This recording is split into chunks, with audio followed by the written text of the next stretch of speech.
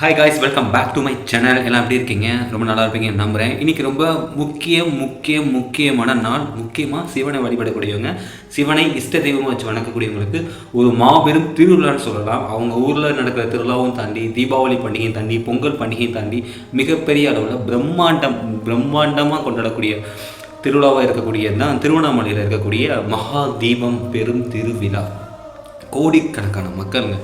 கோடிக்கணக்கான மக்கள் திருவண்ணாமலையில் திரண்டு தமிழ்நாட்டில் மட்டும் இல்லாமல் வட மாநிலங்கள் இருந்தும் சரி, இந்திய அளவில் நிறையா பேர் சிவனை நேசிக்கக்கூடியவங்க, சிவனை வழிபடக்கூடியவங்க, சிவனையே முதல் கடவுளாக நினைக்கக்கூடிய அனைத்து பக்தர்களுமே குடும்பமாக குழந்தைகளோட, பெரியவங்களோட, வயசானவங்க, சின்ன பிள்ளைங்க, படிக்கிறவங்க, வேலைக்கு போகிறவங்க, இப்படி பல கோடி மக்கள் சேர்ந்து ஒரு இடத்துல அசம்பிள் ஆகி ஒரு இறைவனை வழிபடுறாங்கன்னா அவர் தான் சிவபெருமான். திருவண்ணாமலையில் நடக்கக்கூடிய மகா தீபம், பெரிய தீபம். மகாதீபம்னாலே அது அடக்கமே இல்லை, அந்தளவுக்கு ஒரு மாபெரும் பிரம்மாண்டம் சார்ந்தப்பட்ட விஷயந்தான் மகாதீபம் திருவண்ணாமலை. இப்போ நம்ம அந்த கோவிலுக்கு பற்றி பேசுகிறதுக்கு முன்னாடி அந்த மலையை பற்றி பேசுவாங்க. எல்லா இடத்துலையும், தமிழ்நாட்டிலையும் சரி, வட மாநிலங்களிலும் சரி, பிற நாடுகள்லையும் சரி பார்த்திங்கன்னா மலை மேலே இருக்கக்கூடிய கோவில்கள் பார்த்திங்கன்னா, ஒரு மலைனா அந்த மலைக்கு மேலே ஒரு கோவில் இருக்கும், அந்த கோவிலுக்குள்ளே கடவுள் இருப்பார். ஆனால் தமிழ்நாட்டில் ஒரு மிகப்பெரிய ஒரு சிறப்பு இருக்குது. தமிழ்நாட்டில் ஏகப்பட்ட சிறப்புகள் இருக்குது. அந்த சிறப்பையெல்லாம் தாண்டி மிகப்பெரிய மிகப்பெரும் ஒரு பொக்கிஷமாக பார்க்கக்கூடியது, எல்லா மலையிலையும் கடவுள் மேலே இருப்பார். ஆனால் ஒரு கடவுளே மலையாக இருக்கிறாரு அப்படின்னா அது திருவண்ணாமலை அந்த மலை தான். அந்த மலையோட ஹிஸ்ட்ரி அப்படின்னா, இன்ன வரைக்கும் பல அறிஞர்கள், பல விஞ்ஞானிகள், புவியியல் சார்ந்தவங்க இதோட தொன்மை என்ன, இதோட வரலாறு என்ன, இது எந்த அளவுக்கு பிரம்மாண்டம் வைக்கிறது, இந்த மலையோட வயது என்ன அப்படின்னு அவங்களால கணிக்கவே முடியாமல் தோற்று போய் திரும்பி போயிருக்காங்க. அப்படி போனவங்க சில பேர் சொல்லக்கூடிய விஷயம், இது மனிதரோட கற்பனைக்கும் அப்பாற்பட்டது, அறிவியலுக்கும் அப்பாற்பட்டது, இதை எங்களால் யூகிக்கவே முடியல, கண்டுபிடிக்கவே முடியலன்னு சொல்லி அந்த திருவண்ணாமலையை பற்றி கடைசியாக கொடுத்த ஒரு கருத்து. எங்களால் அந்த மலையோட வயதை கண்டிக்கவே முடியலைங்க, இதோட தொன்மை தெரியல, எங்களால் கண்டுபிடிக்க முடியல, இது மாபெரும் அதிசயம் சொல்லிட்டு போனவங்க தான் நிறைய பேர் இருந்திருக்காங்க. அந்த அளவுக்கு மிகப்பெரும் ஒரு பிரம்மாண்ட மிக்க மலை தான் திருவண்ணாமலை. இந்த திருவண்ணாமலை பார்த்திங்கன்னா, ஒரு பார்வை எப்படி பார்த்திங்கன்னா, சிவன் பிரம்மனுக்கும் விஷ்ணுவுக்கும் நெருப்பாக காட்சி கொடுத்தாரு, முதல்ல காட்சி கொடுத்தாரு. அந்த காட்சியில் வந்தக்கூடிய சாம்பல் துகள் தான் இந்த மலையாக இருக்குதுன்னு சொல்லி ஒரு மக்கள் நம்பிக்கையும் இருக்குது. இன்னொரு நம்பிக்கை எப்படி பார்க்கப்படுதுன்னா, இது முதல் எரிமலை, பூமிங்கிற இவ்வளோ பெரிய கிரகத்தில், இந்த மனிதர்கள் வாழக்கூடிய இந்த கிரகத்தில் தோன்றக்கூடிய முதல் எரிமலை இந்த மலையாக தான் இருந்திருக்கு. இந்த எரிமலையில் லாவாக்கள் இருந்திருக்கு. இது மலைகள் வெடிச்சிருக்கு. இந்த மலைகள் முன்னாடி எரிமலையாக இருந்திருக்கு, முதல் எரிமலையாக இருந்திருக்கு. இந்த எரிமலை காலப்போக்கில் அதனோட தன்மை குறைத்து, லாவாக்களோட தன்மை குறைந்து நார்மலாக வந்ததுக்கப்புறம் பல கோடி வருஷங்களுக்கு முன்னாடி மனிதர்கள் வாழ்ந்திருப்பாங்க பார்த்தீங்களா.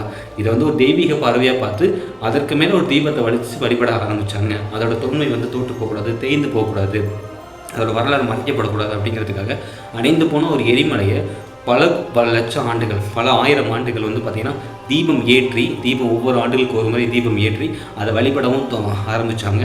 முன்கூட்டியே பல சித்தர்கள், பல யோகிகள், சிவன் அடியார்கள் பார்த்திங்கன்னா அந்த மலைக்கு அடிவாரம் சிவனை லிங்கமாக வடிவச்சு வணங்கியிருக்காங்க.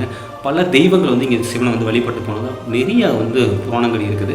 அது மட்டும் இல்லாமல் இந்த கோவிலில் பார்த்திங்கன்னா நிறையா சிறப்பு அம்சங்கள் இருக்குது. கோவில் கட்டுமான பணி சாதாரணமாக நடக்கல.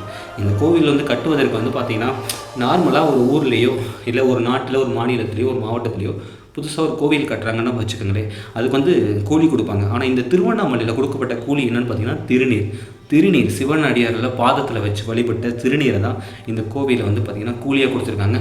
இந்த சிவனோட திருநீரை வாங்கி தான் சிவனடியார்களெல்லாம் சேர்ந்து வளர்ச்சி கட்டப்பட்ட கோவில் தான். உயிராய் கொண்டு திருநீரை மட்டுமே காணிக்க பெற்று கட்டப்பட்ட கோவில் தான் திருவண்ணாமலை அண்ணாமலையார் பெரும் கோவில். அதனால தான் சிவன் அங்கே இருக்கார். அவரோட இருப்பிடமாக அது இருக்குது. கைலாசியம் எல்லாமே சொல்லலாம். வட மாநிலங்களில் சிவதலம் எத்தனையோ இருக்குது. அதையெல்லாம் கம்பேர் பண்ணும் பொழுது திருவண்ணாமலை இஸ் த ஓல்டஸ்ட்டு, மிகவும் வேல்யூ மிக்கமான சிவன் இருக்கக்கூடிய ஒரு இடமா திருவண்ணாமலை இருக்குது. அதுவும் அந்த மகாதீபம் இருக்குது பார்த்தீங்களா, எவ்வளோ மக்களோட அந்த பக்திகள்லாம் சேர்ந்து ஒரு இடத்துல அப்படியே ஒன்று சேர்ந்து திருவண்ணாமலை சிவன் தரிசனம் பண்ணுவார். பஞ்சபாண்டவர்கள் அப்படியே வருவாங்க. முருகன் வருவார், கணேசன் வருவார், தட்சிணாமூர்த்தி வருவார், அம்பிகை அம்மா, சக்தி தேவி அம்மா வருவாங்க, கடைசியாக ராஜா வருவார் பாருங்க.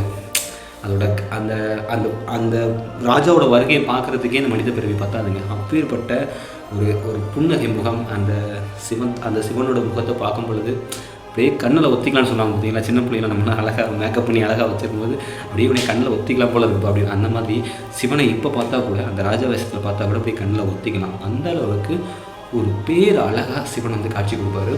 அப்பேற்பட்ட நாள் தான் இந்த மகாதீபம் நாள். பல லட்சம் மக்கள், பல கோடியில் கூட சொல்லலாம், நிறைய மக்கள் திருவண்ணாமலைக்கு வராமல் இருந்தாலும் கூட, வர முடியாத சூழ்நிலை கூட திருவண்ணாமலை தீபம் ஏற்ற முடியும் அந்த நிமிடத்தை காத்திருந்து, அந்த நிமிடத்தை நோக்கி நம்மளோட வீட்டில் விளக்கு ரெடியாக வச்சுருப்பாங்க. திருவண்ணாமலை தீபம் ஏற்றின உடனே வீட்டில் விளக்க ஏற்றுவாங்க. அந்த மாதிரி சிவனோட உணர்ந்து தமிழ் மக்களும் சரி, பிற மாநில மக்களும் சரி சிவனை நேசிக்கக்கூடியவங்க அந்த அளவுக்கு இந்த மகாதீபத்தை கொண்டாடுறாங்க. இது வரைக்கும் நான் வந்து திருவண்ணாமலை போனதில்லைங்க, அப்படின்னு சொல்லணும்னு அவசியம் தான். எனக்கு என்ன அழைப்பு வரலை, திருவண்ணாமலை போகிறதுக்கான அழைப்பு என்ன வரல. நான் தினந்தோறும் வேண்டிகிட்டு இருக்கேன், உத்தரகோசி இங்கே போயிருக்கேன். ஆனால் திருவண்ணாமலைக்கு என்னால் போக முடியல. கண்டிப்பாக நான் இந்த சிவன் உத்தரவு கொடுப்பாரு, சிவன் அழைப்பு கொடுப்பாங்க தான் காத்துக்கிட்டு இருக்கேன்.